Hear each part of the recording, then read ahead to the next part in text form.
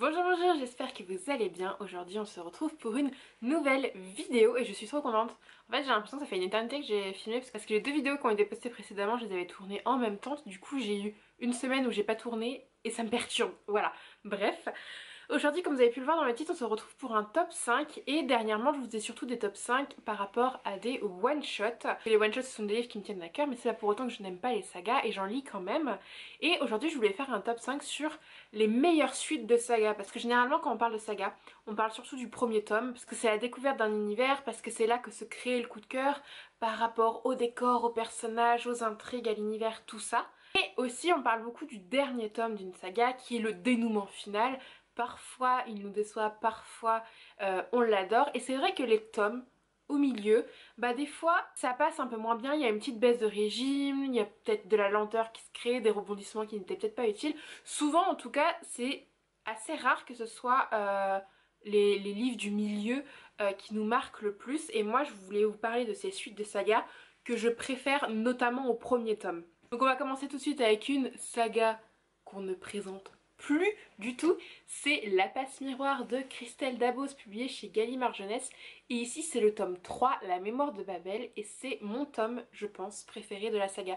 J'ai hésité avec le 2, et en fait vraiment ce tome 3 c'est vraiment mon préféré. Simplement parce qu'il y a l'instauration de mon personnage préf, je pense, ou d'un de mes personnages préf de cette saga qui est Ambroise. Et j'aime énormément le décor de ce tome 3. J'aime énormément la manière dont Ophélie évolue dans ce tome. J'aime énormément les intrigues, les décors, les rebondissements. Alors j'aime toute la saga en général, même si la fin je ne l'ai pas ultra bien comprise au début. Mais c'est le tome que j'ai vraiment le plus aimé, le plus accroché. Peut-être celui que j'ai lu le plus vite aussi. Mais j'ai été vraiment embarquée encore plus par ce tome-là. Surtout comment il a amené le tome 4 aussi. Et ouais, je pense que c'est vraiment celui-ci, enfin j'en suis sûre, que c'est mon préféré. Le tome 1 en fait, il est incroyable et tout, mais c'est vrai que les 100 premières pages, elles ont été un peu laborieuses à la lecture pour moi. Le tome 2, il est aussi génial, mais ouais, ce tome 3, pour moi, c'est mon petit coup de cœur de cette saga. Ensuite, on va passer à une saga que j'ai lue récemment, et encore je n'ai lu que les deux premiers tomes, donc c'est le tome 2 que je vais vous présenter, et c'est Earthstopper d'Alice Oseman, publié aux éditions Hachette. J'ai eu le tome 3 à mon anniversaire que peut-être on voit, il est là, oui on le voit limite, hein. Comme le jeu de société. Et pourquoi j'ai préféré ce tome 2? Tout simplement parce qu'on se concentre davantage sur le passé et le présent et les sentiments et les comportements et les émotions et l'entourage du personnage de Nick. Un personnage qui était un peu moins mis en avant dans le tome 1 je trouve que l'autrice a privilégié Charlie dans le tome 1 et là on découvre davantage Nick, ses idées, ses hésitations, ses questionnements, ses incertitudes, et je trouve que c'est présenté d'une manière tellement bienveillante, tellement adorable, naturelle, douce, dans la continuité de ce qui s'était créé dans le tome 1 au final. Mais je trouve que les sujets abordés sont d'autant plus impactants et poignants, et toujours oui avec cette délicatesse qu'a l'autrice dans son trait et dans sa plume. Et c'est pour ça que j'ai préféré ce tome 2. Le tome 3 m'attend dans ma palle. Peut-être que si je vous fais une V2 de cette vidéo, peut-être que le tome 3 sera encore meilleur que le tome 2 et ce sera encore trop bien, et voilà. Le troisième livre que je vais vous présenter, je pense que c'est un livre dont je ne vous ai pas parlé sur la chaîne depuis ultra longtemps, parce que ça fait ultra longtemps que j'ai lu, qui a eu une hype inconsidérable à l'époque où c'est sorti, notamment grâce à l'adaptation cinématographique qui a quand même été assez impactante dans le succès de cette saga. C'est Hunger Games, que j'adore, qui est la saga qui m'a fait relire, m'a fait autant lire que maintenant. C'est aussi la saga qui m'a fait découvrir mon genre préféré qui est la dystopie. Et que ce soit les adaptations cinématographiques ou les livres, c'est une saga qui est très chère à mon cœur, que j'aimerais beaucoup relire, que je n'ai pas encore pris le temps de relire. Et je vous la présente parce que mon tome préféré de cette saga, c'est le tome 2, L'Embrasement. Déjà la couleur, je la trouve magnifique. Donc c'est Hunger Games de Susan Collins, publié chez Pocket Jeunesse. Excusez-moi, j'ai pas fait les présentations. Et pourquoi ce tome 2 est mon préféré? Alors oui, le tome 1 est incroyable, le tome 3 aussi. La découverte de l'univers, enfin l'univers qui a été créé à l'époque, c'était tellement révolutionnaire je trouve. Et je m'éclate, mais c'est vrai que le tome 2, la reine du tome 2, je la trouve tout simplement incroyable. Ça m'a énormément étonnée quand j'ai découvert le mécanisme et j'ai trouvé ça vraiment vraiment incroyable. Et le tome 2, c'est aussi l'instauration d'énormément de personnages, dont mon personnage préféré, et non ce n'est pas fini bien que je l'aime énormément, c'est Bitty. Outre Sina, Sina c'est mon cum de tous les temps, mais Bitty c'est mon second personnage préféré dans cette saga. Du coup, en plus avec le rôle qu'il a, enfin j'aime énormément ce tome 2 où la solidarité commence à se créer après un tome 1 relativement sanglant. Là, on sent qu'il n'y a plus d'espoir et ils commencent tous petit à petit à retrouver espoir. Et ce tome 2 marque vraiment un joli changement dans cette saga. Et c'est vrai que c'est le tome que je préfère, que j'adore.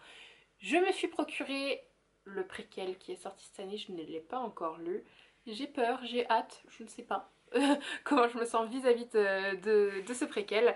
Mais en tout cas, de la saga principale, c'est ce tome-ci, mon préféré. Pour ce quatrième livre, en soi, c'est la fin d'une trilogie, mais une duologie a été publié après, donc on peut dire que c'est une saga en 5 tomes, même s'il y a vraiment deux parties distinctes. Je pense que vous commencez à comprendre de quel livre je vais vous parler. C'est le tome 3 de la sélection, donc c'est l'élu, mais là j'ai une version en anglais parce que moi je les avais lus en français, c'est une amie qui me les avait prêtés et une autre amie me les a offerts en anglais. Donc là c'est The One, donc c'est de Kirakas et en français c'est publié chez la collection R en grand format et depuis peu chez Pocket Jeunesse en poche. C'est une saga que j'avais tellement adorée, je l'ai lu il y a un peu plus de 4 ans il me semble. J'avais lu les 5 tomes, alors clairement la trilogie est au-dessus de la duologie. Duologie que j'ai trouvé très prévisible, voilà. Et ce tome-ci, le tome 3, donc le dernier de la première trilogie, donc c'est pas tout à fait un tome du milieu, mais comme il y a une duologie après, est-ce que vous comprenez le principe? Est-ce que j'essaie de m'expliquer pour dire que j'ai pas réellement triché, mais que potentiellement je peux concevoir que c'est peut-être de la triche, peut-être. Et du coup c'est ce tome là que je préfère parce que bah le dénouement final est incroyable, parce que les complots politiques sont beaucoup plus mis en avant dans ce tome-ci que dans les deux précédents où on était très concentré sur la télé-réalité et la romance. Ce tome-ci il est beaucoup plus sombre, beaucoup plus impactant, un peu plus adulte aussi. On sent que le dénouement est à l'approche, on sent qu'il est en train de s'installer. Il est vraiment plus sombre, ouais, vraiment, ce tome-ci je l'ai vraiment adoré parce que les deux premiers, c'est pas que tout il est beau, tout il est rose, mais ils sont beaucoup plus divertissants. Celui-là, on rentre vraiment dans le cœur du sujet, on est beaucoup plus frappé et impacté en plein cœur, et on sort un petit peu de la romance de base de ce livre, et le côté dystopique ressort davantage. Et moi, c'est aussi pour ça que j'ai lu cette saga, c'est pour la dystopie qui va avec. Donc je me suis vraiment régalée avec ce tome 3, le final était absolument exquis, enfin vraiment je me suis régalée. Les dernières pages c'était encore un pur délice et oui c'est mon tome préféré de la sélection. Saga que j'aimerais relire, je suis en train de relire le tome 1 en anglais depuis 2 ans et je n'ai lu qu'un tiers, voilà, parce que je l'ai pas lu pendant 2 ans. En fait j'avais lu peut-être une centaine de pages il y a 2 ans, cet été j'ai dû lire 10 pages et voilà. Et enfin, le dernier livre, et pas des moindres, et j'ai si hâte d'être bientôt, quand vous allez avoir cette vidéo, dans 2 jours, 3 jours, parce que sort le quatrième tome en poche d'une saga qui va potentiellement détrôner l'expérience de Matterson dans mon cœur. C'est Les Chroniques lunaires de Marissa Meyer, publié chez Pocket Jeunesse, que ce soit en grand format ou en poche. Et mon tome préféré, je n'ai pas encore lu le tome 4 ni Levana, mais pour l'instant mon tome préféré de tous, c'est Cress, le troisième tome, qui est absolument, mais un mot encore plus fort qu'incroyable. J'avais eu un coup de cœur pour Cinder qui mettait très bien en place le décor, même si c'était assez prévisible. C'était ultra addictif, ça se lisait les pages, elles se tournaient toutes seules, c'était juste incroyable. Scarlett aussi, c'est une très bonne découverte, et pour moi les tomes 1 et 2 sont au même niveau, que ce soit au niveau de l'univers, au niveau des couples, parce que c'est des réécritures de contes, du coup il y a à chaque fois un couple principal. Mais ce tome 3, il est au-dessus de tout. Cress qui reprend donc le conte de Réponse, il est juste incroyable. Déjà, le personnage de Cress a une évolution qui est absolument dinguissime. Le personnage de Thorn, qui est du coup le personnage masculin principal de ce tome-là, est... ah là là. Il a du chien, il dégage un super charme. il est tête à claque et pourtant il est ultra attachant et il devient de plus en plus attachant au fil des pages.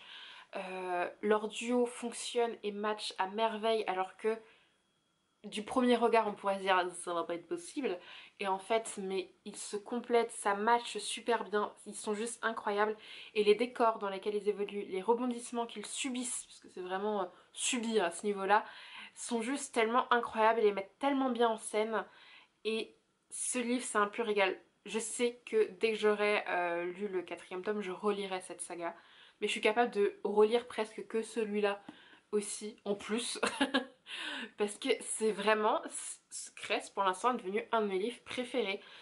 Il est assez grand, il fait 660 pages et je l'ai bouffé, mais je n'arrivais pas à m'en défaire. J'ai pas les mots pour dire à quel point ce livre est juste incroyable. Pour le moment c'est le meilleur tome de la saga. Je pense que ça le restera parce que les personnages principaux du tome 4 ont déjà été abordés dans les tomes précédents. Je m'y suis pas attachée pour le moment. Après, je pense que le tome 4, je vais davantage l'aimer pour tout ce qui tourne autour de la romance, mais qui n'est pas la romance, pour tout l'univers, pour tout l'univers dystopique, pour tout ce qui se passe autour de nos personnages principaux. Mais je pense que c'est clairement pas la romance que je vais préférer de cette saga. Et Thorn et Cress dans mon cœur à jamais. Après, mon petit book boyfriend, quand même, ça reste Kaito. Je dois tout avouer. Mais eux, ils sont petite cerise sur le gâteau. Et voilà pour cette vidéo, j'espère qu'elle vous aura plu, j'espère que vous avez bien aimé le concept et si vous voulez que je le refasse, peut-être pas tout de suite parce que je me suis rendu compte que je lis pas beaucoup de sagas en fait. Tout simplement en tout cas que j'en ai entamé plusieurs mais que je les ai pas nécessairement continuées et que alors que les tomes soient au même niveau, alors que ce soit pas des sagas de coup de cœur et dans ces conditions, bah c'est un petit peu compliqué de faire ce concept. Parce que oui, toutes les sagas que je vous ai présentées c'est des sagas coup de cœur si vous ne l'avez pas compris. En tout cas j'ai adoré tourner cette vidéo, je suis très contente d'avoir mis à l'honneur ces seconds tomes parce que c'est vrai qu'en ce moment je milite en quelque sorte pour lire des one-shots et des fois je fais des top sagas et tout mais là c'est juste des tomes particuliers dans des sagas. Ça me tenait particulièrement à cœur de faire cette vidéo donc je suis contente de vous la proposer aujourd'hui. J'espère qu'elle vous aura plu. N'hésitez pas à me dire en commentaire si vous avez lu certaines de ces sagas, quels sont vos tomes préférés de ces sagas là. Et n'hésitez pas à reprendre avec d'autres sagas, mais à me donner envie de lire certaines sagas où le tome 1 il est là en mode ouais il donne envie et tout, mais surtout lis cette saga parce que le tome 2 derrière il est génial. Si vous voulez me suivre sur les autres réseaux sociaux, tous les liens se trouvent en barre d'infos. Et sur ce je vous dis à la semaine prochaine pour une nouvelle vidéo et je vous fais plein de bisous.